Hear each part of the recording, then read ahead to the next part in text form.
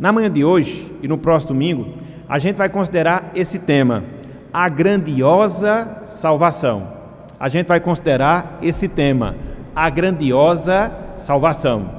É por isso que o autor sagrado, aqui em Hebreus 2:3 diz: como escaparemos nós se negligenciarmos tão grande salvação?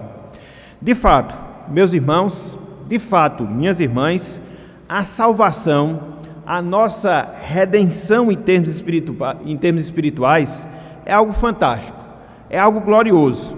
E quando nós fazemos tal afirmação, nós não fazemos essa afirmação aleatoriamente. Nós não fazemos essa afirmação tão somente por fazer. Mas quando nós consideramos o processo em si da nossa salvação, facilmente nós chegamos à conclusão que de fato a nossa salvação é algo glorioso. Em primeiro lugar, nós podemos dizer que a nossa salvação ela é grandiosa por causa da forma como ela foi adquirida, ou seja, através da morte de Cristo, através da sua morte de cruz. Mas não só isso, nós podemos afirmar que a nossa salvação é algo glorioso pela forma como ela foi concedida, maneira através da qual nós experimentamos em nossas vidas. E não só isso, nós podemos dizer que a nossa salvação ela é algo glorioso por causa dos resultados, por causa dos efeitos que a salvação ela gera, ela proporciona à nossa vida. E quando eu falo esses efeitos serem gerados à nossa vida, eu me refiro não só à nossa vida presente, mas sobretudo à nossa vida eterna. Portanto, com toda a convicção, portanto, sem medo de errar, nós podemos sim fazer essa afirmação: a nossa salvação é algo glorioso. Repito, por causa da forma como ela foi obtida, repito, por causa da maneira como ela foi oferecida, repito, por causa dos efeitos que ela gera em nossas vidas, efeitos presentes e também efeitos eternos. E talvez nós não saibamos, mas há um grande consolo, há uma grande paz, quando nós que somos crentes em Cristo Jesus, nos detemos a meditar, nos detemos a considerar na salvação que recebemos e recebemos da pessoa de Cristo, o nosso Redentor. Então, podemos sempre nos lembrar, a salvação é algo glorioso. E é interessante, meus irmãos, é interessante, minhas irmãs, que é justamente esse fato que o autor aos Hebreus chama a nossa atenção. Sobretudo nesse trecho que nós lemos, versículos de 1 até o versículo 4, e em especial no versículo 3 que nós enfatizamos agora há pouco. Ao longo de toda a carta aos Hebreus, o autor sagrado, ele procura mostrar como foi que Cristo adquiriu, como foi que Cristo conquistou a salvação para seu povo escolhido. Mas não só isso, ao longo de toda a carta aos Hebreus, o autor sagrado, ele procura destacar algumas bênçãos que é salvação, que Cristo adquiriu para o seu povo, ela gera na vida dos salvos. E através desses fatos que o autor aos Hebreus ele faz ao longo da sua carta, não só da conquista da salvação, mas também dos resultados práticos da salvação, ele procura estimular os seus leitores e também nos estimular hoje a podermos perseverar cada vez mais nos caminhos de Deus, a perseverarmos cada vez mais nos caminhos do Senhor. É bem interessante nós entendermos esse contexto da carta aos Hebreus, porque essa carta, em especial, ela é dirigida a cristãos que estavam sendo perseguidos por causa do Evangelho. Muitos deles haviam se escandalizado com a mensagem da cruz e havia abandonado até mesmo o convívio da igreja. Então, sabedor, consciente dessa triste realidade, o autor sagrado, ele faz uma descrição de maneira detalhada da nossa salvação para estimular aqueles irmãos a perseverarem, para estimular aqueles irmãos a permanecerem firmes, independente das perseguições, e jamais abandonarem os caminhos de Deus, abandonarem os caminhos do Senhor. Então, é por isso que nós vemos, não só nesse trecho, mas ao longo dessa carta, a demonstração do autor sagrado. Como escaparemos nós se negligenciarmos tão grande salvação?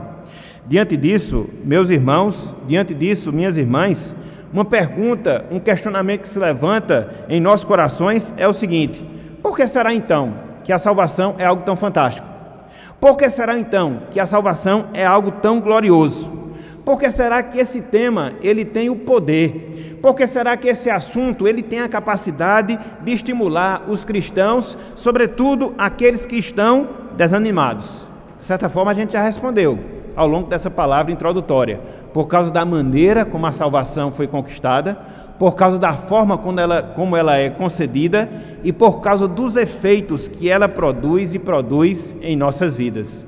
Mas se nós nos detivermos apenas a conquista da salvação em si, a gente já percebe esse fato da grandiosidade da nossa salvação. Quando nós vemos, meus irmãos, minhas irmãs, a morte de Cristo lá no Calvário, quando nós vemos o nosso Salvador expirando a sua vida na cruz, Ele estava efetivando, Ele estava consumando a nossa salvação.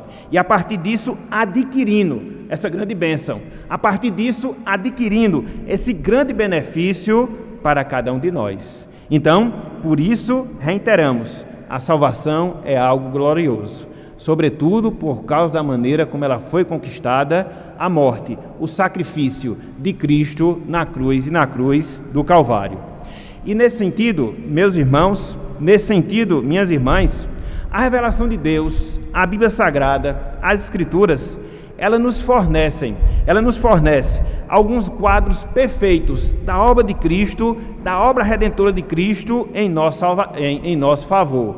Quando nós olhamos a palavra de Deus, quando nós estudamos as Escrituras Sagradas, nós vemos algumas figuras, nós vemos alguns quadros que pintam, que ilustram bem a salvação que Cristo ele adquiriu e adquiriu para cada um de nós. Esses quadros, de certa forma, eles já são pintados no Antigo Testamento e no Novo Testamento eles são enriquecidos. E a partir desses quadros a gente consegue aprender, a partir dessas figuras a gente consegue entender como de fato a nossa salvação ela é gloriosa. Então, quando nós vemos essas figuras na palavra, a gente fica impressionado.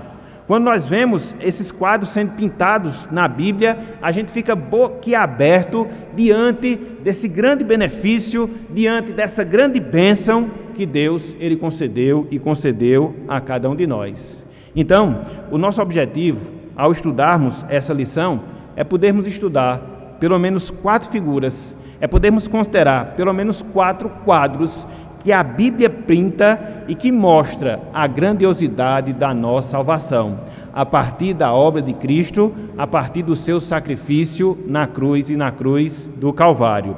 A salvação na Bíblia, meus irmãos, a salvação na Bíblia, minhas irmãs, ela é descrita como a propiciação que Cristo adquiriu por nós. A salvação na Bíblia, meus irmãos, a salvação na Bíblia, minhas irmãs, ela é descrita com a redenção que Cristo adquiriu por nós. A salvação na Bíblia, ela é descrita como uma justificação que Cristo ele efetivou em nosso favor. A salvação na Bíblia, ela é descrita como um processo de adoção que nós, através de Cristo, temos da parte de Deus. Então, ao longo desse estudo, a gente vai considerar pelo menos essas 4 figuras. Ao longo desse estudo, a gente vai considerar pelo menos esses 4 quadros que a Bíblia dá acerca da nossa salvação, da maneira como ela foi adquirida a partir do sacrifício de Cristo na cruz do Calvário, como uma propiciação, como uma redenção, como uma justificação e como uma adoção. Veja como é grandioso o processo de salvação no qual nós estamos inseridos. Veja como é grandiosa a obra salvadora de Jesus Cristo. Quando a Bíblia vai falar acerca dela, quando a Bíblia vai tratar acerca desse assunto, ela vai usar algumas figuras para que nós possamos entendê-la melhor, para que nós possamos perceber a sua grandiosidade, para que nós possamos perceber como é perfeita a obra de salvação que Cristo realizou em nosso favor. Ela é descrita, repito, como uma propiciação. Ela é descrita, repito, como uma redenção, ela é descrita como uma justificação, ela é descrita como uma adoção. Então, vamos ver, a partir de agora, pelo menos duas dessas descrições, pelo menos dois desses quadros que a Bíblia descreve acerca da nossa grandiosa salvação. Então, em primeiro lugar, a Bíblia, ela descreve a nossa salvação como uma propiciação. A Bíblia, ela descreve a nossa salvação como uma propiciação. E onde é que acontecia a propiciação? Ela acontecia no templo, inicialmente no tabernáculo e posteriormente no templo. É interessante nós considerarmos o significado da palavra propiciar. Via de regra, nós, sobretudo que vivemos no mundo ocidental, a gente não tem a verdadeira noção do significado dessa palavra, propiciação, que é uma das formas, que é uma das maneiras através das quais a Bíblia mostra como se deu a nossa salvação. A palavra propiciar, meus irmãos, a palavra propiciar, minhas irmãs, significa literalmente apaziguar, significa literalmente pacificar, significa literalmente aplacar ou desviar a ira de alguém ou de alguma coisa. Então, vamos tomando tento acerca desse fato. A Bíblia, ela fala da nossa salvação como uma propiciação. E o que é propiciar? Significa apaziguar, significa pacificar, significa aplacar, significa desviar a ira de alguém ou de alguma coisa. Quando nós aplicamos esse significado a Deus, nós entendemos que ele se refere ao sacrifício que anualmente era oferecido a Deus, ao sacrifício que anualmente era oferecido ao Senhor. Conforme a Bíblia nos ensina, como Deus Santo, conforme a Bíblia nos mostra como Deus justo que o Senhor é, ele sente, meus irmãos, ele sente, minhas irmãs, indignação contra os nossos pecados, em todas as suas manifestações, em todas as suas demonstrações. E por causa disso, Deus, ele exige a propiciação dos nossos pecados, para que assim nós sejamos pacificados com Ele, para que assim nós sejamos pacificados com Deus. Então veja que quando a Bíblia ela fala da salvação nossa, ela fala em primeiro lugar nesses termos, de uma propiciação. E o que é propiciação? Pacificar, apaziguar a ira de alguém ou de alguma coisa. E aí quando nós vemos a pessoa de Deus, nós vemos que Deus, ele sente uma santa indignação contra o pecado, que requer a manifestação da sua ira, e por causa disso, existe a necessidade de nós apaziguarmos a ira de Deus através da propiciação. Foi por isso, meus irmãos, minhas irmãs, que desde o Antigo Testamento, Deus, ele orientou o seu povo, o povo de Israel, o povo da aliança, para que eles confeccionassem aquilo que nós chamamos de propiciatório. Lá no Antigo Testamento, quando Deus dá a orientação para que fosse confeccionado os utensílios do tabernáculo, que era o lugar de adoração, posteriormente se tornou o templo, dentre os utensílios que Deus exigiu que fossem confeccionados, existia um que está dentro desse item que nós estamos trabalhando, ou seja, o propiciatório. Daí a palavra propiciação. Então vamos abrir aí, por favor, as nossas Bíblias no texto de Êxodo, capítulo 25. Êxodo, capítulo 25, versículos 17 até o versículo 22. Vamos ver a ordem que Deus dá para a confecção desse objeto e como é que ele se encaixava no culto a Deus e como é que ele está relacionado à nossa salvação. Êxodo, capítulo 25, versículo 17 até o versículo número 22. É interessante porque quando você lê o livro de Êxodo, e os irmãos que estão fazendo a leitura sequenciada, de acordo com o plano que nós estamos dando, os irmãos estão vendo isso, né? Capítulo 19 até o capítulo 24 de Êxodo, a gente vê o quê? A doação da lei e o compromisso que o povo assume de seguir essa lei. Aí quando a gente chega no capítulo 25 em diante, a gente vai ver várias orientações que Deus dá para que o tabernáculo fosse confeccionado juntamente com seus utensílios. E dentre os vários utensílios que existiam no tabernáculo, existia o propiciatório. Daí a necessidade de se fazer propiciação diante do Senhor. Olhem só, Êxodo capítulo 25, versículo 17 até o versículo de número 22. Olhem só o que nos diz aqui a palavra do Senhor. Disse Deus a Moisés: farás também um propiciatório de ouro, ouro puro, de 2 côvados e meio será o seu comprimento, e a largura de 1 côvado e meio. Farás 2 querubins de ouro batido os farás nas 2 extremidades do propiciatório, um querubim na extremidade de uma parte, e o outro na extremidade da outra parte. De uma só peça com o propiciatório fareis os querubins nas 2 extremidades dele. Os querubins estenderão as asas por cima, cobrindo com elas o propiciatório.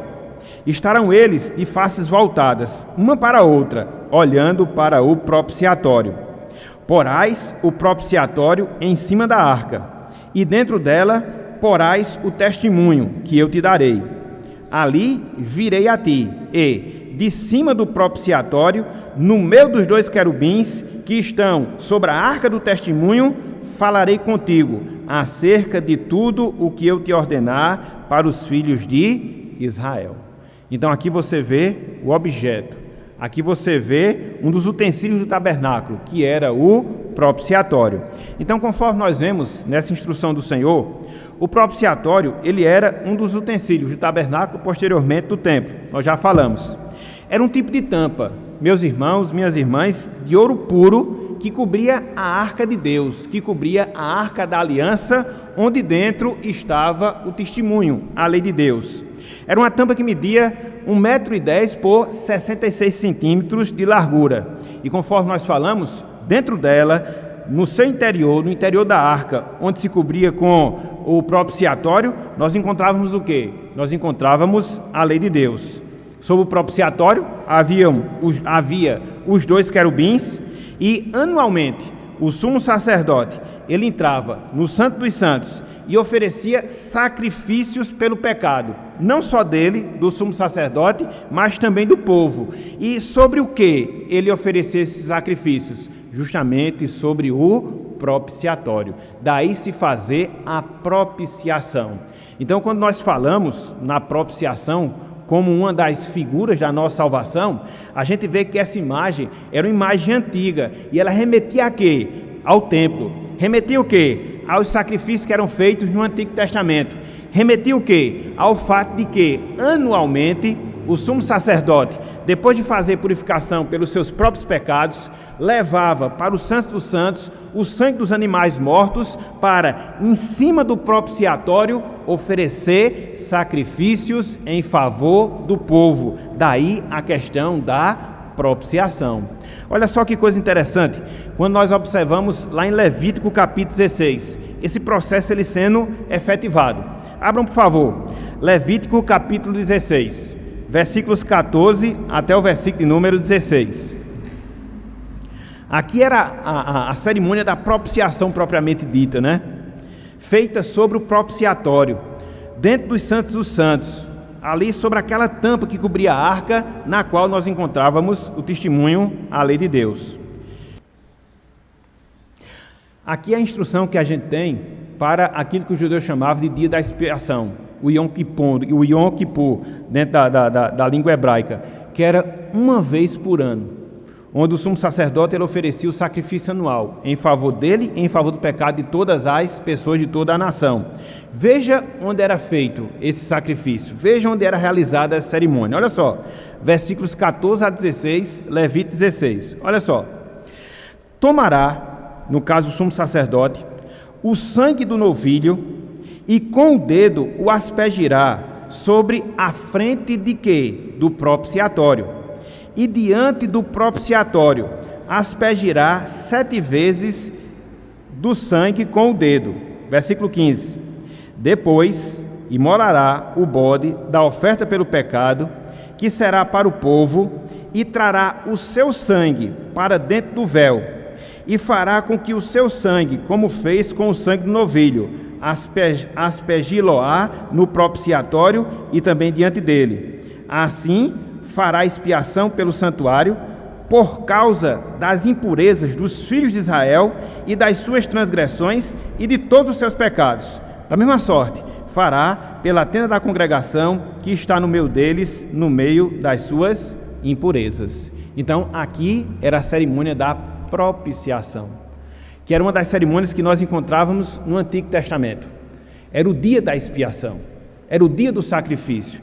E aí, onde é que era feito? Sobre o propiciatório. Então, desde o Antigo Testamento, anualmente se fazia esse sacrifício. Contudo, e aqui eu quero chamar a atenção, a propiciação realizada no Antigo Testamento, ela era impotente para perdoar completa e definitivamente os pecados das pessoas. Tanto é que anualmente era necessário que ela fosse feita. Apesar do sumo sacerdote anualmente fazer a propiciação pelos pecados, e lá em Hebreus capítulo 9, versículo 25 a gente vê isso, eles, os pecados, através dessa cerimônia, não recebiam plena satisfação da parte de Deus, da parte do Senhor.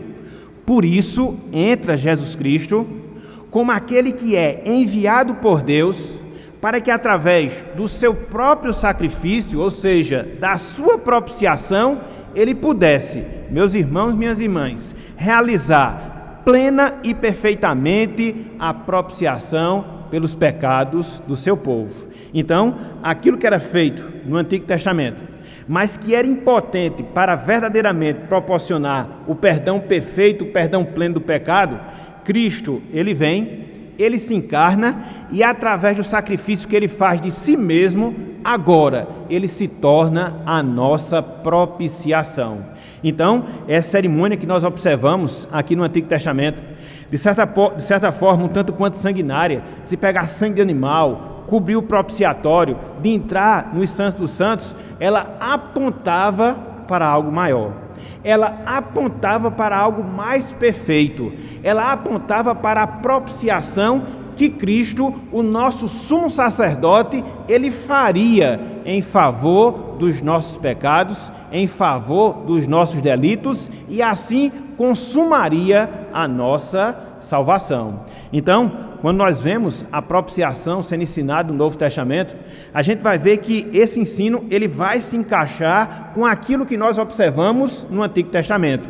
Em todos esses rituais, em especial no ritual da propiciação, quando o povo chegava perante Deus, através da representação do sumo sacerdote, tinha os seus pecados perdoados, mas isso era feito todos os anos, sem que os seus pecados pudessem ser perdoados plena e perfeitamente. Por isso Cristo, ele vem, repito, como nosso sumo sacerdote, ele vem com o seu próprio sacrifício, a sua própria vida, e faz o que por nós agora? Ele faz a nossa propiciação.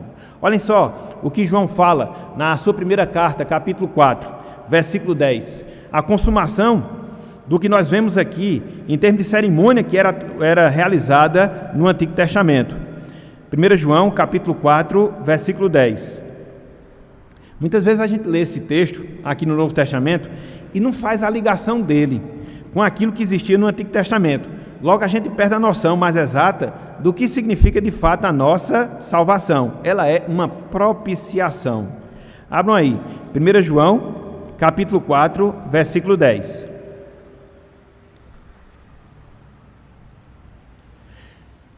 Diz o seguinte a palavra do Senhor. 1 João, capítulo 4, versículo 10.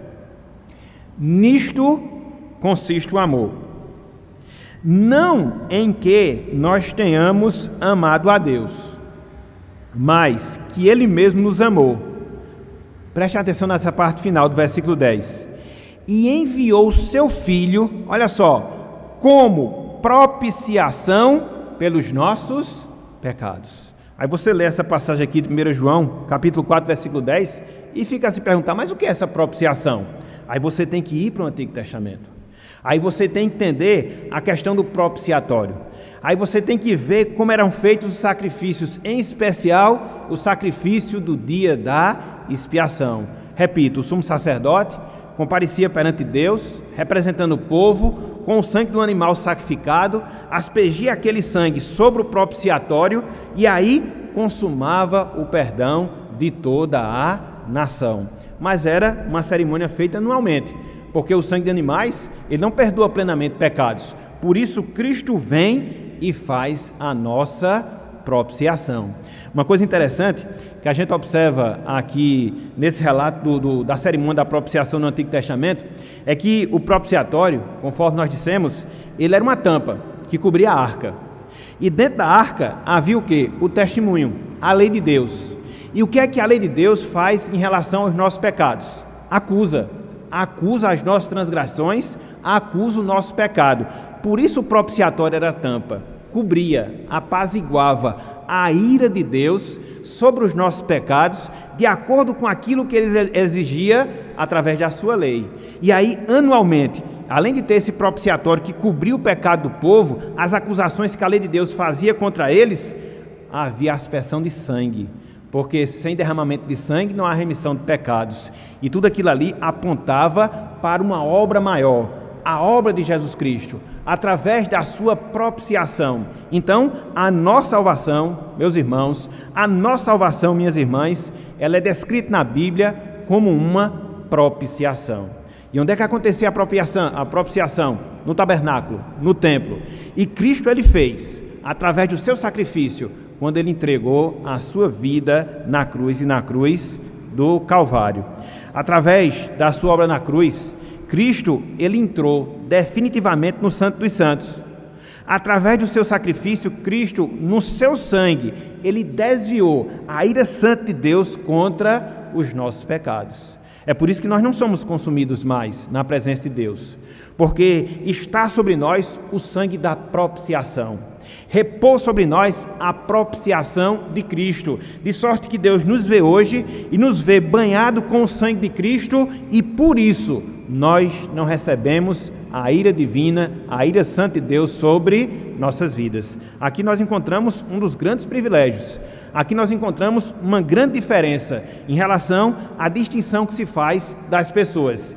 Existem aquelas sobre as quais a obra da propiciação foi feita, essas pessoas elas têm os seus pecados desviados por Deus, e aquelas pessoas sobre as quais essa propiciação não foi feita, e conforme a Bíblia diz, sobre elas repousa a ira de Deus. Olha só o que o autor aos Hebreus fala, no sentido mais detalhado desse processo.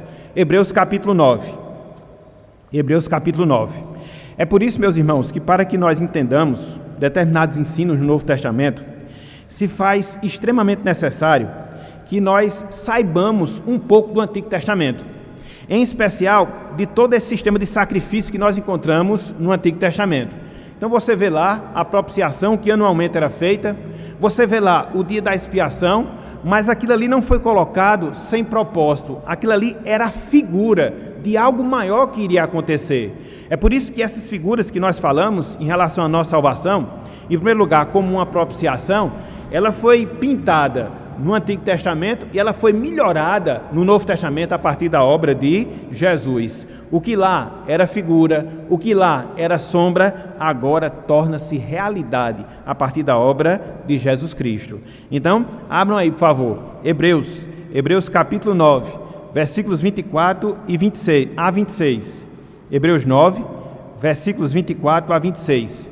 Veja que como agora, como sumo sacerdote que é, Cristo faz a plena e a perfeita propiciação de todos os nossos pecados. A ira de Deus agora não repousa mais sobre nós, muito pelo contrário, e a gente vai ver alguns reflexos disso lá na frente. Olhem só o que diz aqui, versículo 24. Porque Cristo não entrou em santuário feito por mãos, figura do verdadeiro, porém no mesmo céu, para comparecer agora por nós diante de Deus. Então o que o autor sagrado fala aqui? Que Cristo compareceu diante de Deus, nos representando. Versículo 25. Nem ainda para se oferecer a si mesmo, muitas vezes, como sumo sacerdote, cada ano entra no Santo dos Santos com sangue alheio. Foi aquilo que nós falamos. No Antigo Testamento, anualmente, o sumo sacerdote trazia o sangue dos animais e cobria o propiciatório. mas ele fazia aquilo ali anualmente. Cristo não, Cristo não. Versículo 26. Ora, neste caso, seria necessário que ele, Cristo, tivesse sofrido muitas vezes, desde a fundação do mundo. Agora, porém, ao se cumprirem os tempos, se manifestou uma vez por todas para aniquilar pelo sacrifício de si mesmo o pecado. Então Cristo aniquilou pelo seu sacrifício o nosso pecado. Ele fez por nós uma perfeita e plena propiciação. Propiciar não significa apaziguar? Propiciar não significa aplacar? Então foi isso que Cristo fez por nós quando ele morreu na cruz do Calvário. Então, repito, agora a ira de Deus, ela não mais repousa sobre nós. Cristo a aplacou quando ele morreu no Calvário em favor dos nossos pecados. E mais ainda, Romanos capítulo 3. Romanos capítulo 3. Olha só o que Paulo também vai falar sobre a propiciação realizada por Jesus. Versículos 24 e 26.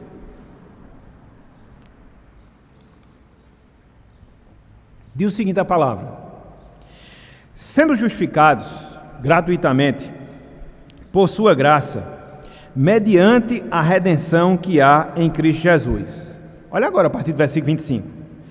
A quem Deus propôs no seu sangue como propiciação mediante a fé, para manifestar a sua justiça, por ter Deus, na sua tolerância, deixado impunes os pecados anteriormente cometidos. Veja que quem toma a iniciativa para fazer a nossa propiciação é o próprio Deus. Mediante quem? Mediante Jesus Cristo. Como? Paulo diz aqui no início do versículo 25, através do seu sangue. Então, se no Antigo Testamento o sumo sacerdote entrava no Santo dos Santos com o sangue de animais, aspergia o propiciatório, Cristo com seu próprio sangue, ele operacionaliza, ele consuma a nossa propiciação. Então, o que nós tínhamos de figura no Antigo Testamento torna-se realidade agora no Novo Testamento. E aí no versículo 26, tendo em vista a manifestação da sua justiça no tempo presente, para ele mesmo ser justo e o justificador daquele que tem fé em Jesus. Então, Cristo, meus irmãos, ele é a nossa propiciação. Por causa da sua propiciação, hoje nós temos salvação. A nossa salvação, ela foi adquirida através da propiciação de Jesus Cristo. Se ele não tivesse encarnado, se ele não tivesse vivido entre nós, se ele não tivesse ido à cruz, todo esse benefício da propiciação, ele não seria realidade na nossa vida. Então, hoje, nós somos beneficiados. Então, hoje, nós experimentamos a bênção da nossa propiciação que Cristo a fez em nosso favor. Isso, de certa forma, é em que consiste a nossa salvação. Mais uma vez, vamos para João, 1 João capítulo 2. João, ele fala muito acerca disso, da propiciação. E repito, muitas vezes a gente lê, muitas vezes a gente escuta essa palavra, mas não pensa nas implicações dela. Muitas vezes a gente fala a propiciação, mas não faz a ligação com o ensinamento do Antigo Testamento, com os cerimoniais que existiam no Antigo Testamento. É por isso que a gente precisa ter uma visão um pouco mais ampla acerca desse assunto. 1 João, capítulo 2, versículos 1 e 2. Olha só que coisa fantástica. Olha só que coisa maravilhosa. João nos ensina aqui nesse trecho. Olha só. 1 João 2, de 1 a 2. Filhinhos meus, estas coisas vos escrevo para que não pequeis. Se todavia alguém pecar, temos advogado junto ao Pai, Jesus Cristo, o justo. Olha só o que ele vai dizer agora no versículo 2 em relação a Jesus Cristo, o nosso advogado, o justo. Olha só o que ele diz, para nós que somos crentes, para nós que somos salvos. Olha só o que ele diz, ele, Jesus Cristo, é o quê? A propiciação pelos nossos pecados, e não somente pelos nossos próprios, mas ainda pelos do mundo inteiro. Então, o que é que Cristo é para nós?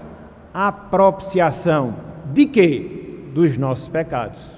Não só dos nossos pecados, mas também do mundo inteiro. Mundo inteiro aqui significa todas as pessoas diferentes que existem no mundo, sem fazer distinção de classe. Rico, pobre, mulher, homem, preto, branco. Então, nesse sentido, Cristo é o Salvador do mundo. Ele é o Salvador das pessoas indistintas que existem no mundo. Então, João diz que Cristo, ele é a nossa propiciação.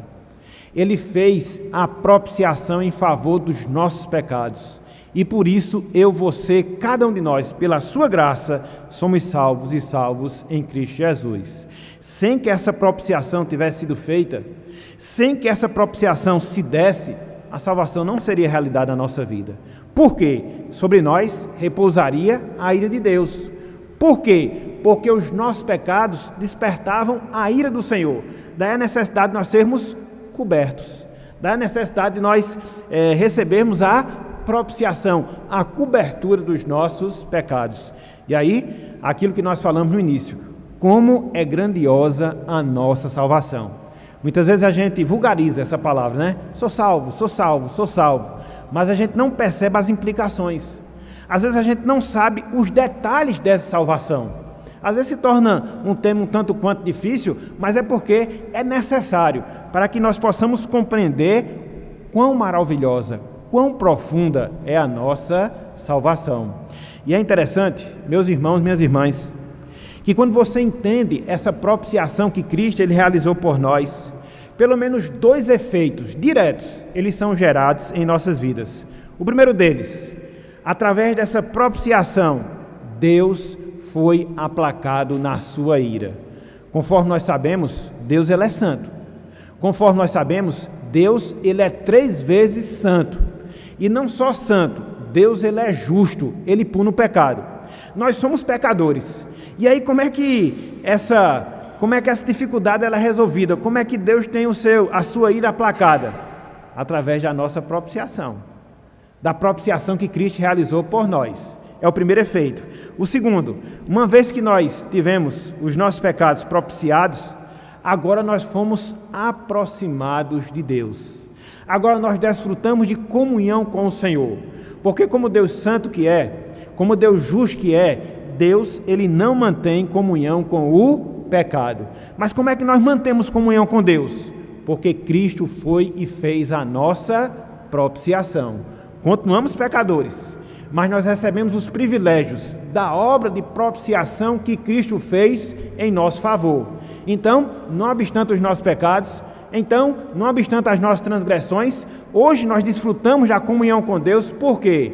Porque Cristo ele realizou a propiciação em nosso favor. Então, a nossa salvação, de fato, ela é algo grandioso. Por quê? Ela é descrita como uma propiciação, trazendo à memória toda a figura do Antigo Testamento, trazendo à memória o propiciatório, trazendo à memória o dia da expiação, que era feito lá no povo da antiga dispensação. Então, essa é a primeira figura. Esse é o primeiro quadro que a Bíblia pinta acerca da nossa salvação. Ela é uma propiciação. Mas não só isso, meus irmãos, não só isso, minhas irmãs. A Bíblia ela traz uma segunda figura que nos facilita a entender o que é a nossa salvação. Qual é a figura? É a figura da redenção. A primeira figura é a figura da propiciação, já vimos. A segunda figura é a figura da redenção, que nós passaremos a ver a partir de agora. Então, se na propiciação o que vem à nossa mente é o templo, se na propiciação o que vem à nossa mente é o tabernáculo, se na propiciação o que vem à nossa mente são as cerimônias do Antigo Testamento, na redenção não. Nos vem à mente um outro ambiente, nos vem à mente uma outra figura, que é a figura do mercado de escravos, que era tão comum nos tempos do Antigo e também do Novo Testamento. Então, nesse sentido, nós também podemos enfatizar que a nossa salvação, ela deve ser entendida como uma redenção. Mas aí fica a pergunta, e o que é redenção? E o que é ser redimido? E o que é redenção? E o que é ser redimido? A palavra redenção significa comprar ou comprar de volta, quer como transação comercial, quer como resgate. Então, nos tempos do Novo Testamento, havia a escravatura. Nos tempos do Novo Testamento, havia as feiras somente de escravos. E muitas vezes as pessoas compravam o escravo com esses dois objetivos em mente: ou para adquirir aquele escravo como uma propriedade sua, ou para libertar aquele escravo da sua condição de escravo. E quando isso acontecia, qual era o nome que se dava? Redenção, redimido. Então, a nossa salvação, ela também pode ser entendida, e ela é entendida na Bíblia como uma redenção. Quando Cristo se encarnou, meus irmãos, minhas irmãs, a sua encarnação teve como objetivo Cristo oferecer a sua redenção em nosso favor.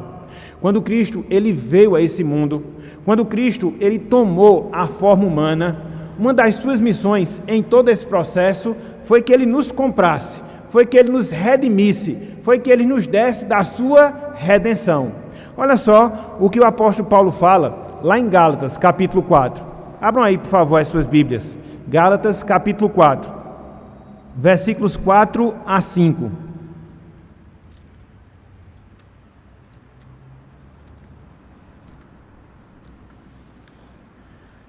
Que é outra coisa que muitas vezes nós acabamos por separar e não entender na sua profundidade. A nossa redenção. Gálatas capítulo 4, versículos 4 e 5.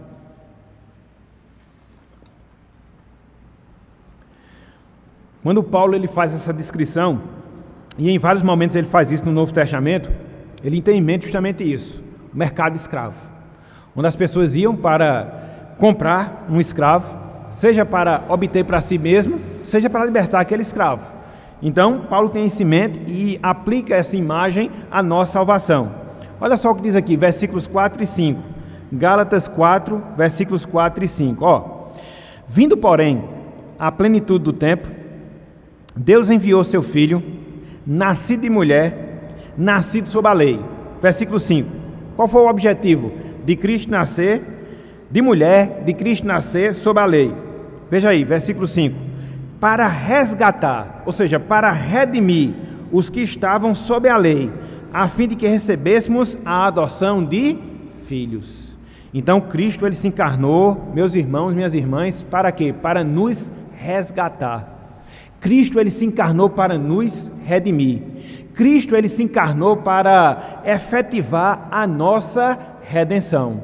Então, trazendo de novo à memória a semelhança que acontecia no Novo Testamento, comercialização de escravos, as feiras livres de escravos, onde os escravos ali eram oferecidos, e chegar determinada pessoa a adquirir um escravo, quer seja para ser dele, quer seja para libertá-lo.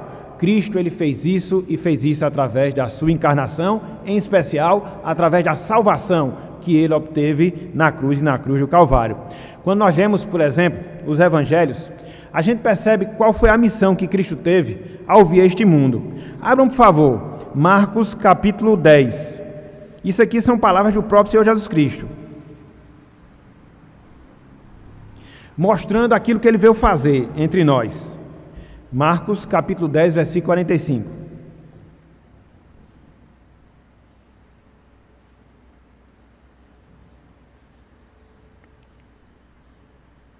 Diz o seguinte a palavra do Senhor: pois o Filho do Homem, falou Jesus Cristo, não veio para ser servido, preste atenção à parte B agora, mas para servir, e fazer o que mais? E dar a sua vida em resgate, como redenção por muitos. Então, às vezes, repito, a gente lê essas passagens e perde de vista o significado delas. Então, o resgate, a redenção, foi um dos objetivos para os quais Cristo ele veio a este mundo. Ele se encarnou para nos resgatar. Ele se encarnou para nos redimir. E observe, conforme nós observamos aqui no finalzinho do versículo 45, em resgate de muitos, não são de todos, todas as pessoas no sentido completo, mas de muitos. Então Cristo veio com esse objetivo específico de libertar alguns da escravidão do pecado, para que assim eles pudessem servir a Deus. É interessante, meus irmãos, é interessante, minhas irmãs, porque quando nós lemos a palavra do Senhor, E quando nós consideramos o significado da palavra redenção, resgate, que reiteradas vezes nos é ensinada na palavra, a gente observa que existe pelo menos três aspectos que estão diretamente relacionados com a redenção que Cristo ele veio realizar por nós na nossa salvação. Em primeiro lugar, a redenção de Cristo nos libertou do cativeiro moral em que nós estávamos por causa dos nossos pecados. A redenção de Cristo nos libertou do cativeiro moral que nós estávamos por causa dos nossos pecados. Não era isso que acontecia no Novo Testamento? Os escravos, eles não eram comercializados e ali havia a sua redenção através da compra de um determinado valor. Então, no sentido espiritual, foi isso que Cristo fez. Ele nos libertou de que escravidão? A escravidão que nós tínhamos dos nossos pecados. A Bíblia diz que o pecado ele entrou por Adão. E como consequência, ele atingiu a toda a raça humana. É por isso que lá no Salmo 51, o salmista diz que ele havia nascido em iniquidade e em pecado lhe havia concebido a sua mãe. Então nós somos pecadores por natureza. Nós somos pecadores desde a nossa concepção. E aí Cristo veio para nos libertar, para nos redimir dos nossos pecados. Olha só que coisa fantástica. Veja como a salvação ela se completa. Se de um lado nós temos a propiciação dos nossos pecados, por outro lado nós temos a libertação dos nossos pecados. Olhem só o que o apóstolo Paulo fala em alguns textos que ele escreve no Novo Testamento. O primeiro deles, Efésios capítulo 1, versículo 7. Abram por favor aí. Efésios capítulo 1, versículo 7, melhor dizendo. Veja que a redenção, ela tem esse objetivo, libertar. Libertar de quê? Do pecado. Efésios, capítulo 1, versículo 7. Foi por isso que Cristo ele falou: se o Filho vos libertar, verdadeiramente sereis livres. Livre de quê? Do pecado. Livre do pecado. Efésios, capítulo 1, versículo 7. Falando da obra de Jesus Cristo, em nosso favor. Olhem só o que o apóstolo Paulo aqui nos ensina. Ele diz, no qual temos o quê? A redenção, a libertação, o resgate, pelo seu sangue, a remissão, a libertação dos pecados, segundo a riqueza da sua graça. A palavra remir significa libertar também. Então nós temos o quê? A libertação dos nossos pecados. Éramos escravos do pecado. Servíamos aos nossos pecados, as nossas transgressões. Então Cristo vem e nos redime, nos liberta. De quê? Dos nossos pecados. Mais adiante, Colossenses, capítulo 1, versículo 14. Colossenses, capítulo 1, versículo 14. 13 e 14, porque fica melhor. Fecha o pensamento. Diz o seguinte a palavra: Ele nos libertou do império das trevas e nos transportou para o reino do Filho do seu amor. Versículo 14. No qual temos a redenção. Que mais? A remissão dos pecados. A obra de Cristo é fantástica, meus irmãos. A nossa salvação é algo grandioso. Porque nos liberta dos nossos pecados, da escravidão que nós tínhamos dos nossos pecados. E para fechar esse item, Tito 2, versículo 14. Tito 2, versículo 14. Lembrando que aqui é o primeiro aspecto da nossa redenção. Ela nos liberta do cativeiro moral que nós estávamos por causa dos nossos pecados. Tito 2, versículo 14.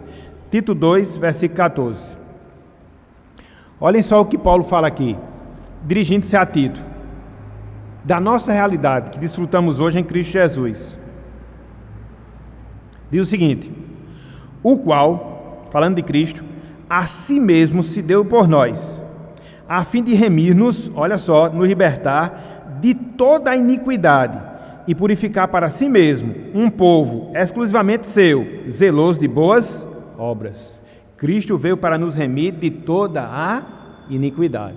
Não foi de algumas, mas de toda a iniquidade. Então, qual o primeiro aspecto da redenção? Ela nos liberta de quê? Do cativeiro moral imposto pelos nossos pecados. Mas não só isso. O segundo aspecto da nossa redenção, a redenção de Cristo, ela exigiu o derramamento do seu sangue. que é a sua vida. A redenção de Cristo exigiu o derramamento do seu sangue, que é a sua vida. Abram aí, meus irmãos, 1 de Pedro, capítulo 1, versículos 18 e 19. Não existe redenção sem derramamento de sangue, porque no sangue está a vida. E foi por isso que Cristo deu a sua vida, para que assim nós pudéssemos ser redimidos dos nossos pecados. 1 de Pedro, capítulo 1, versículo 18 até o versículo número 19.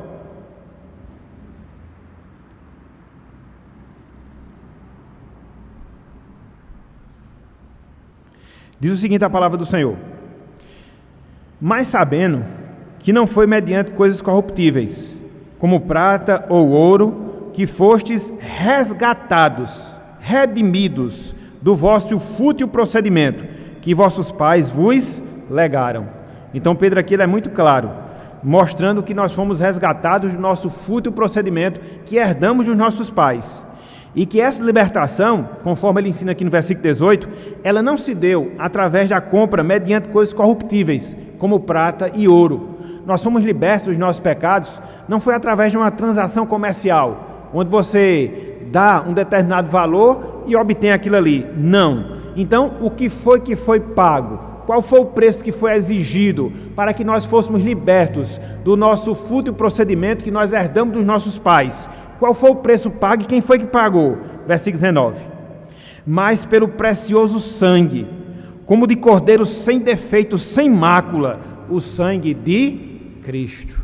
Sem sangue não há remissão. Sem sangue não há libertação.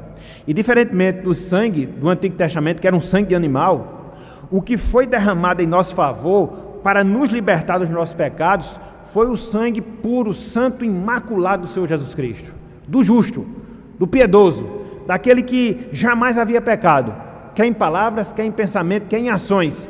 Ele verteu, ele derramou a sua vida para que assim nós tivéssemos a remissão, a redenção dos nossos pecados. Só para a gente ver essa questão do sangue, da sua importância, porque a palavra de Deus diz que a nossa vida está no sangue. Então, quando Cristo derrama o seu sangue por nós, Ele estava entregando a sua vida por nós. E a partir disso, oficializando, consumando a nossa redenção. Olhem só, lá no Antigo Testamento, Levítico capítulo 17. É por isso que nós crentes, com todo respeito àqueles que não veem dessa forma, aqueles que são cristãos que não veem dessa forma, mas nós não temos base bíblica para ingestão de sangue. A Bíblia é clara nesse sentido, porque no sangue está a vida. E aqui em Levítico você vê claramente essa ordenança. Muito embora não seja essa a nossa finalidade na manhã de hoje, mas só mostrando que no sangue há vida, Cristo derrama o seu sangue, Ele entrega a sua vida e por isso nós fomos remidos. Olha só, Levítico 17, 11 e 14, 11a, 14. Ele diz: porque a vida da carne está no sangue. Eu vou-lo tenho dado sobre o altar, para fazer expiação pela vossa alma, porquanto é o sangue que fará expiação em virtude da vida. Era o que acontecia no Antigo Testamento. Se pegava o sangue de animais, mas para que se pegasse o sangue de animais, tinha que se matar os animais. E a Bíblia diz que o pecado ele existe sentença.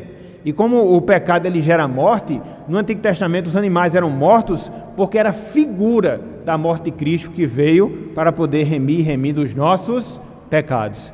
Lá em Romanos 6:23 diz que o salário do pecado é a morte. Então, para que houvesse remissão do pecado no Antigo Testamento, se sacrificava animal, que era a figura imperfeita de Cristo, o nosso Cordeiro Pascal.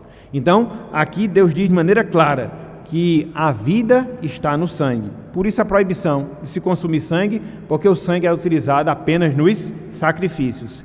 Versículo 12. Portanto, tenho dito aos filhos de Israel: nenhuma alma dentre vós comerá sangue, nem o estrangeiro que peregrina entre vós o comerá. Qualquer homem dos filhos de Israel, ou dos estrangeiros que peregrinam entre vós, que caçar animal ou ave que se come, derramará o seu sangue e o cobrirá com pó. Versículo 14. Portanto, a vida de toda a carne é o seu sangue. Por isso tenho dito aos filhos de Israel: não comereis sangue de nenhuma carne, porque a vida de toda a carne é o seu sangue. qualquer que comer será eliminado. Então Cristo, ele derrama o seu sangue. Cristo, ele dá a sua vida. Para quê? Para redimir os nossos pecados. Então, em primeiro lugar, a redenção de Cristo nos liberta do cativeiro moral imposto pelos nossos pecados. Em segundo lugar, a redenção de Cristo exigiu que ele derramasse o seu sangue, que ele entregasse a sua vida.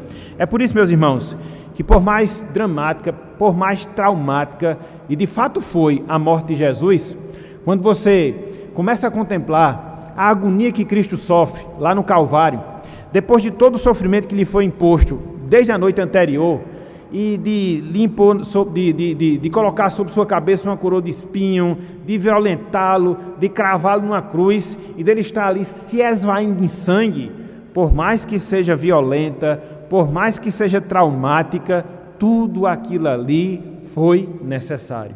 Ele tinha que derramar o seu sangue, ele tinha que entregar a sua vida. Do contrário, nós hoje não desfrutaríamos de redenção. Então, a redenção exigiu o derramamento de sangue. E em terceiro e último lugar, a redenção de Cristo, ela definiu o direito de propriedade que ele tem sobre nós. A redenção de Cristo definiu o direito de propriedade que Cristo tem sobre nós. Aqueles pelos quais Cristo morreu, Cristo agora é Senhor. Aqueles pelos quais Cristo redimiu, esses agora são sujeitos ao senhorio de Cristo sobre as suas vidas. Olha só o que nós encontramos em Atos dos Apóstolos, capítulo 20. Isso aqui é uma implicação direta. Então, você é redimido por Cristo? Sim. Você foi liberto do cativeiro moral imposto pelo pecado? Sim. Então agora você tem um dono. Quem é seu dono? Jesus Cristo, porque ele redimiu. Ninguém fica sem dono. Ou você é dono ou você tem como dono o escravo, ou você é escravo do pecado, tem como dono o pecado, ou você é escravo de Deus, tem como dono Deus. Mas ninguém vive de maneira autônoma. Eu sou dono do meu próprio nariz. Não. Alguém você tem que servir. A grande questão é quem você está servindo, mas alguém você tem que servir. Atos 20, versículo 28. No caso dos crentes, a quem nós devemos servir? No caso dos crentes, quem é o nosso Senhor? No caso dos crentes, por que Ele é o nosso Senhor? Atos 20, versículo 28. Olha só. Paulo falando aos presbíteros da igreja de Éfeso.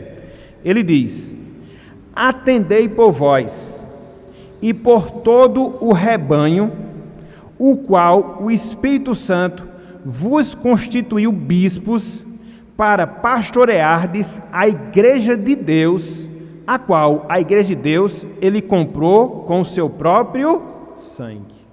Então Cristo comprou a sua igreja através do seu próprio sangue. Quem é o nosso Senhor agora? Cristo. Quem era o nosso Senhor antes? O pecado, a iniquidade, as transgressões. Na medida em que nós fomos remidos, fomos libertos do pecado, agora passamos a ser servos de Jesus Cristo. Foi o que eu falei. Ninguém fica sem dono nessa vida. Ou você vai ser servo do pecado, ou você vai ser servo de Cristo. Não existe uma condição intermediária. Não existe um meio de campo. Ou será de um, ou será de outro. Então, a palavra de Deus aqui ela é muito clara. Que Cristo, ele comprou a sua igreja através do seu sangue. Estarmos presos, escravos dos nossos pecados. Cristo chega com seu sangue puro, com seu sangue santo e nos liberta daquela condição. Para quê? Para que agora façamos a nossa própria vontade? Para quê? Para que a partir de agora hajamos de acordo com o nosso querer, mas que nós sejamos sujeitos ao Senhor da igreja, o nosso Salvador, Jesus Cristo. Para enfatizar ainda mais essa verdade, abram aí Apocalipse capítulo 5, versículo 9. Aqui é o cântico celestial, que é entoado pelos seres celestiais em relação a essa verdade tão fantástica que nós temos. Que verdade? Somos agora de Jesus Cristo. Ele é o nosso dono, Ele é o nosso Salvador. Que infelizmente é um outro conceito errado que a gente vê hoje, as pessoas fazerem uma certa distinção Elas querem ter Cristo como Salvador, mas não querem ter Cristo como seu Senhor. Não pode, é um pacote só. Se Ele é seu Salvador, automaticamente Ele vai ser o seu Senhor, porque na sua salvação está englobada o fato dele lhe chamar para si, dele lhe comprar para si. Então, não podemos separar. O Cristo que salva é o Cristo que manda. O Cristo Salvador é também o Cristo Senhor. Olhem só o que diz aqui, ó.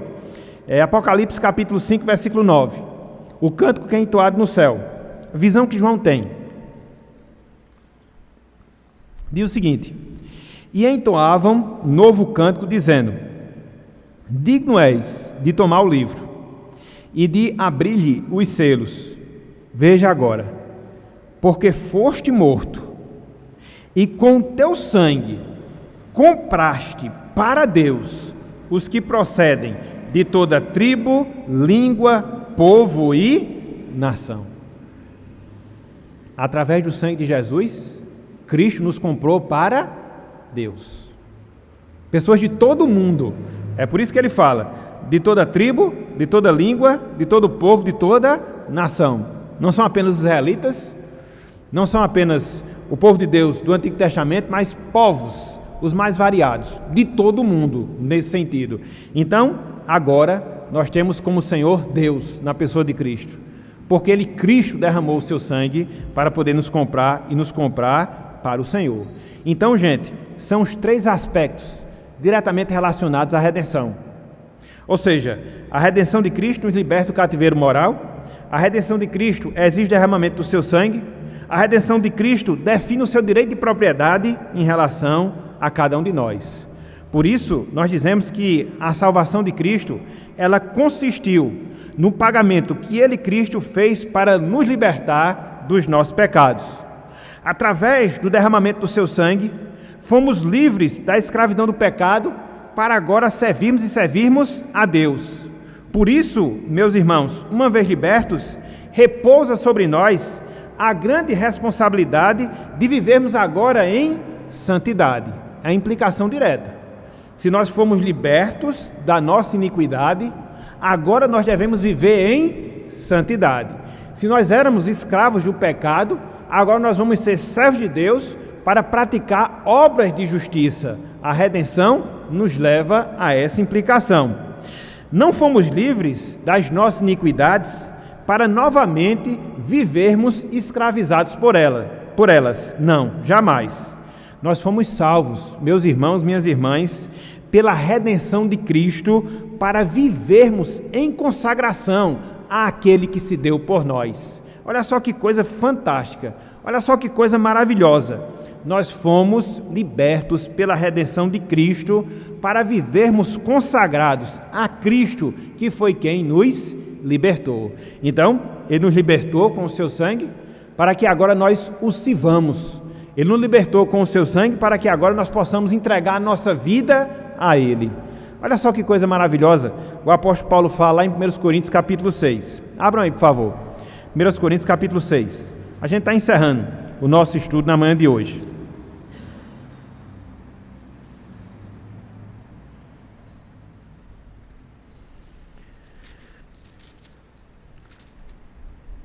Repito, nós não somos autônomos em termos espirituais.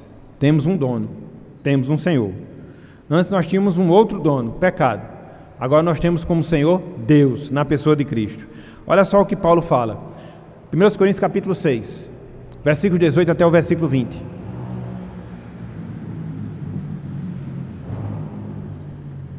Ele diz, 1 Coríntios 6, 18 a 20. Fugir da impureza. Qualquer outro pecado que uma pessoa cometer é fora do corpo, mas aquele que pratica a imoralidade peca contra o próprio corpo. Acaso não sabeis que o vosso corpo é santuário do Espírito Santo, que está em vós, o qual tendes da parte de Deus, e que não sois de vós mesmos? Veja o que Paulo diz aqui. O nosso corpo é santuário do Espírito Santo, e que nós não nos pertencemos mais. Não somos mais de nós mesmos. Por quê? Versículo 20. Porque fostes comprados, redimidos, por preço. Que preço foi? o sangue de Jesus, conforme nós já vimos em versículos anteriores. Agora, pois, glorificai a Deus no vosso corpo. Acabou a questão.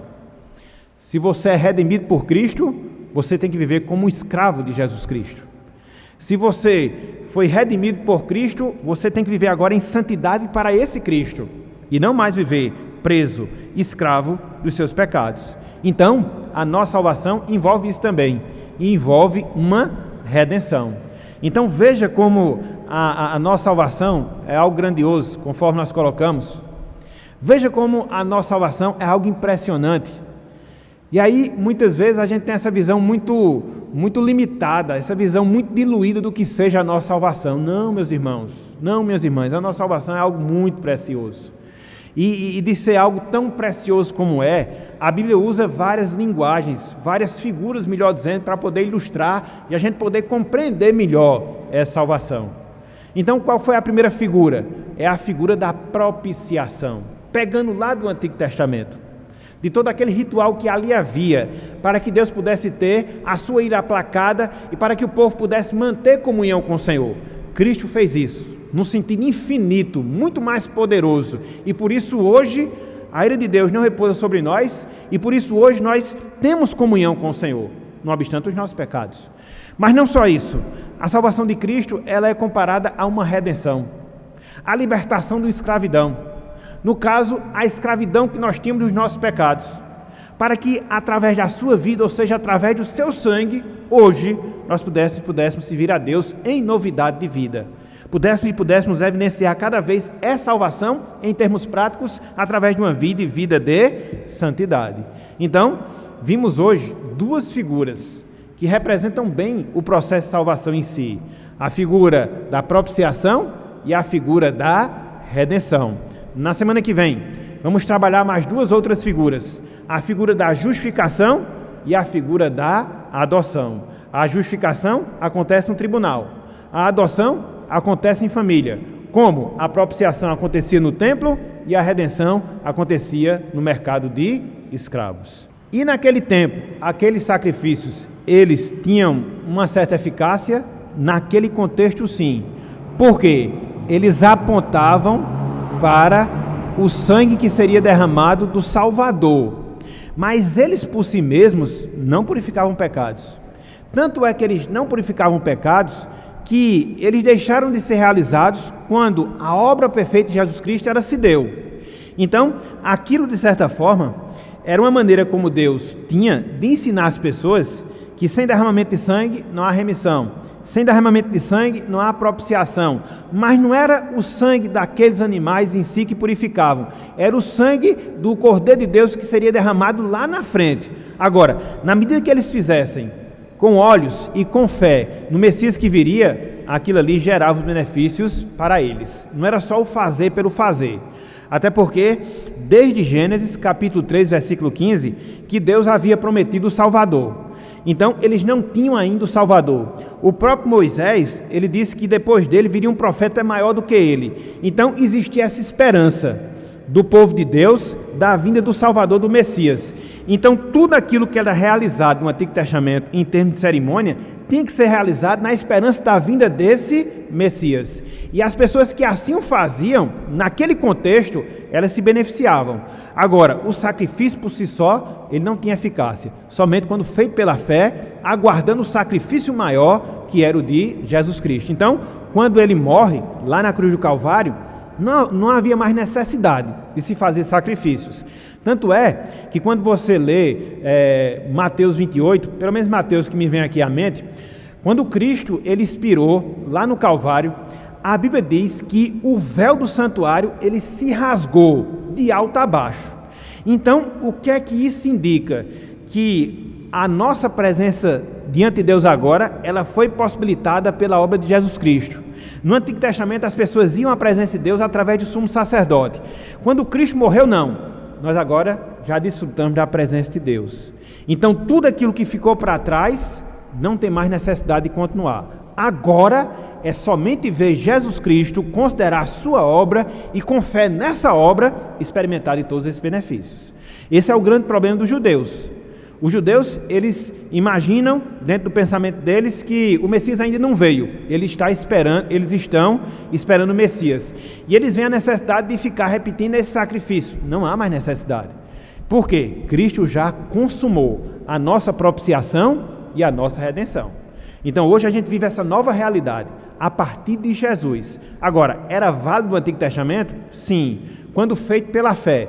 Mas uma vez que Cristo veio, se tornou desnecessário a realização dos sacrifícios. Eles são importantes para nós hoje, até porque nós utilizamos os textos para a gente entender que com Deus ele vai trabalhando de pouco a pouco. Então ele não chegou simplesmente a partir da obra de Jesus Cristo e fez com que nós entendêssemos a salvação. Não, ele traz essas figuras do Antigo Testamento para que a gente possa entender, era feita uma propiciação lá no Antigo Testamento e Cristo vem e faz agora uma propiciação perfeita, para a gente entender melhor. Por isso é válido a gente estudar, não para fazer, mas para a gente entender como foi que esse processo se deu. Então hoje não precisamos sacrificar animais, hoje a gente não precisa oferecer animais, Cristo ele já é o nosso sacrifício. Ele é o sumo sacerdote e ele é o sacrifício. Porque é uma coisa interessante, né? No Antigo Testamento, o sumo sacerdote levava o sangue de animais. Aí você tinha a figura do sumo sacerdote e do sacrifício. Cristo, ele é não só o sacerdote, mas também ele é o sacrifício. Ele é as duas coisas juntas. Por quê? A sua obra ela é infinitamente mais poderosa, mais perfeita do que aquelas que existiam lá no Antigo Testamento. Como é interessante essa questão da revelação, né? Você vê as coisas lá no Antigo Testamento, mas elas não foram colocadas lá aleatoriamente, não. Deus estava mostrando. Para que quando nós chegássemos no Novo Testamento, tivéssemos uma visão perfeita. Como o Raimundo falou, do jeito que Deus quer que nós vejamos, e não termos a nossa própria interpretação. Hoje, por exemplo, tem crente que vive apegado às práticas do Antigo Testamento, né? Não há necessidade mais. A lei de Deus, ela se divide em 3 partes. Existe a lei moral, que são os 10 mandamentos. Existe a lei cerimonial, que são os sacrifícios. Existe a lei e as leis civis, que regiam o povo de Israel como nação. Então, as leis cerimoniais, que eram os sacrifícios, todas elas já foram cumpridas de Jesus Cristo. Não tem necessidade mais de a gente fazer. A gente não vive mais uma teocracia, um governo de Deus, como existia lá no povo de Israel no Antigo Testamento. Então, hoje, a gente deve ver pautado tão somente pelos 10 mandamentos, que é a lei moral. O resto já passou. Você vai ver aqui, né, dentro dessa lei cerimonial, e pegando com um princípio que eu já coloquei agora, né, que a lei cerimonial passou, a lei civil passou, e ficou agora o quê? Somente a lei moral, né? Aí você vê esses itens, como o caso aqui de Levítico 17, né? Onde há a proibição de sangue. E agora, o que é que a gente faz? Essa lei, ela permanece? Essa lei, ela não permanece? E aí fica justamente nessa dúvida, fica justamente nesse questionamento que se faz em relação a isso aí. O que é que melhora? A revelação do Novo Testamento. Suponhamos que no Novo Testamento não tivesse nada acerca da proibição de comer sangue. O que é que nós iríamos concluir? Que aquilo ali também passou, ok? Mas se você vê no Novo Testamento proibições de maneira específica nessa questão do sangue, então, por mais que haja mais leis civis e cerimoniais tivessem passado, mas nesse item do sangue elas permanecem. Por quê? Porque no sangue é vida. Tanto é que nessa questão mesmo do sangue, ela vai remeter não só à lei de Deus lá no Antigo Testamento. Abram, por favor, aí, Gênesis 9. E aquela questão, a gente respeita quem pensa diferente, mas se você fizer uma análise mais acurada nesse assunto, você vai ver que, no que diz respeito à ingestão de sangue, a proibição continua. A proibição continua. Aí você vê que essa proibição, ela veio muito antes da lei de Moisés. Ela vem já como uma ordem logo após o dilúvio. E aí você se depara com esse texto, Gênesis 9. Abram aí, por favor.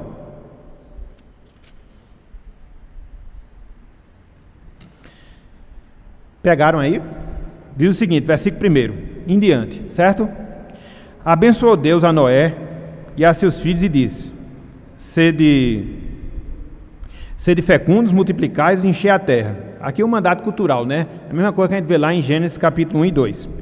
Pavor e medo de vós virão sobre todos os animais da terra e sobre todas as aves dos céus, tudo que se move sobre a terra e todos os répteis do mar, e todos os peixes do mar, nas vossas mãos serão entregues. para que o homem dominasse. Tudo o que se move e vive, ser-vos-á para alimento. Como eu vos dei a erva verde, tudo vos dou agora. Aí versículo 4. Aí eu gosto dessa conjunção adversativa que tem aqui, né? Ele diz o quê? Tudo vai servir de alimento. Antes, o homem era herbívoro, né? Comia só dos vegetais, dos frutos, mas agora ele vai ser carnívoro, depois do dilúvio. Mas agora ele vai comer tudo, a carne e o sangue da carne, não. Olha só, versículo 4. Carne, porém, com sua vida, isto é, com seu sangue, não comereis. No sangue está a vida. Por isso nós não podemos comer sangue, porque aí você está comendo a vida. Aí você vê aqui a proibição. Você vê a proibição em Levítico. Aí você vai para o Novo Testamento. Abram aí agora. Concílio de Jerusalém. Atos 15. Porque o que foi que aconteceu? Paulo, na primeira viagem missionária que ele fez, ele saiu implantando alguns trabalhos. E nas pregações que ele fazia, ele se dirigia primeiramente aos judeus e depois os gentios. E aí se convertiam judeus, convertiam gentios. Aí os judeus se convertiam dizendo, olha, nós somos cristãos, nós devemos viver o evangelho, agora as praças do Antigo Testamento a gente deve continuar. E isso foi uma polêmica muito grande, logo na primeira viagem missionária de Paulo. Então o que é que Paulo faz? Ele não resolve essa questão por ele mesmo, ele leva o problema lá para Jerusalém. E aí é realizado aquilo que nós chamamos do Concílio de Jerusalém. Os líderes da igreja se debatendo com esse assunto para saber o que é que do Antigo Testamento deveria ser observado, o que não. Então eles discorrem sobre esse tema. Aí qual é a decisão? Qual é a decisão que eles têm? Qual é a decisão que eles têm? Olha só, versículo 29. Versículo 29. Versículo 29. 28 e 29, para a gente entender melhor, né? Aqui é o final da reunião. É a decisão da reunião.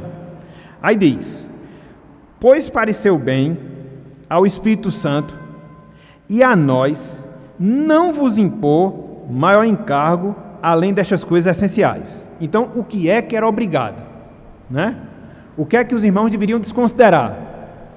Aí ele fala, versículo 29, que vos abstenhais das coisas sacrificadas a ídolos. Então, não comam da carne que é sacrificada aos ídolos, os ídolos pagãos.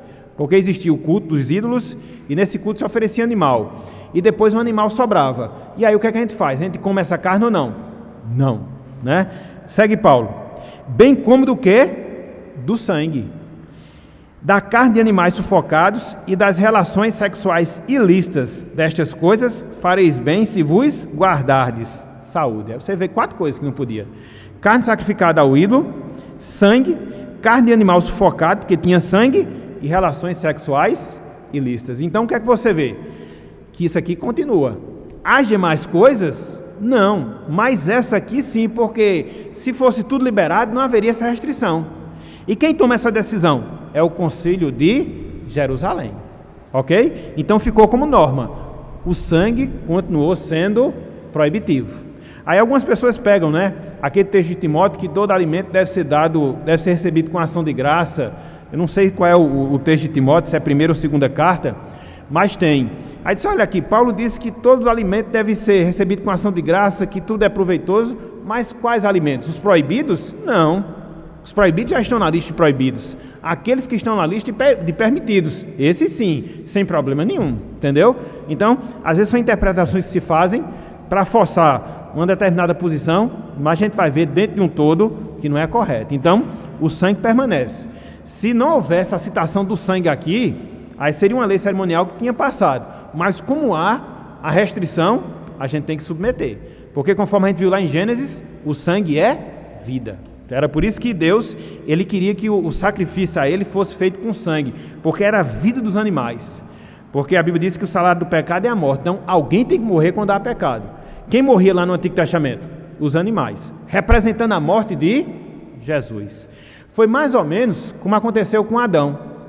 Quando Adão pecou, está lá em Gênesis 3, a Bíblia diz que ele, Adão, providenciou para si as cintas das figueiras, ou seja, ele providenciou para si a sua própria vestimenta. Mas o que foi que aconteceu? Deus não aceitou.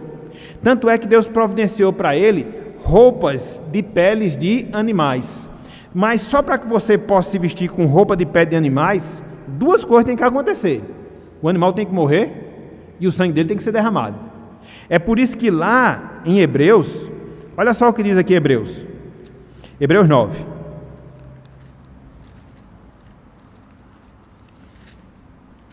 Hebreus 9.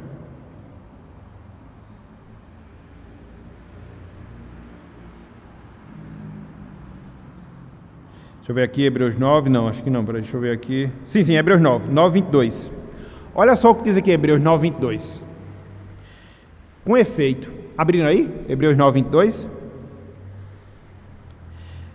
Diz o seguinte: com efeito, quase todas as coisas, segundo a lei, se purifica com sangue. E sem derramamento de sangue, não há o quê? Remissão. Só há resgate quando há sangue. Então havia remissão no Antigo Testamento porque o sangue do animal era derramado. Mas aquilo ali era imperfeito. E há necessidade de Cristo derramar o seu sangue para que ele pudesse fazer um sacrifício perfeito. Entendeu?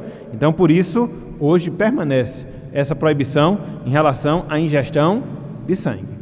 Então, que Deus ele nos abençoe, que Ele aplique a sua palavra em nossos corações e que nós podemos vislumbrar, num sentido mais profundo, o que é a nossa salvação, esse presente tão grandioso, tão glorioso, que recebemos da parte de Deus, graciosamente, em Cristo Jesus. Então, que Deus nos abençoe e que Ele aplique a sua santa palavra em nossos corações. Amém.